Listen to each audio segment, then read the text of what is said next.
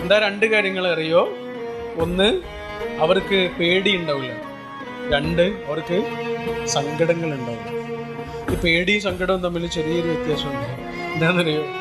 പേടി വരാനിരിക്കുന്ന കാര്യങ്ങളെക്കുറിച്ചാണ്, സങ്കടമോ കഴിഞ്ഞുപോയ കാര്യങ്ങളെക്കുറിച്ചാണ്. ഇതിൽ നിന്നും രണ്ടിൽ നിന്നും മോചിതനാകാൻ കഴിയുന്നൊരു മനുഷ്യൻ അനുഭവിക്കുന്ന സമാധാനം എത്ര വലുതായിരിക്കും. സങ്കടം ഉണ്ടാവില്ല എന്ന് പറഞ്ഞാൽ അയാൾക്കത് ഉണ്ടാവില്ല എന്ന് മാത്രം എന്നല്ല അതിനർത്ഥം.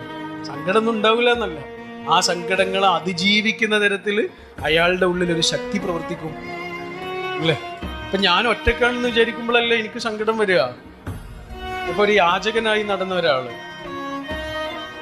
നമ്മുടെ നാട്ടിൽ യാചകനായി നടന്ന ഒരാൾ, അയാൾ ഒരു ദിവസം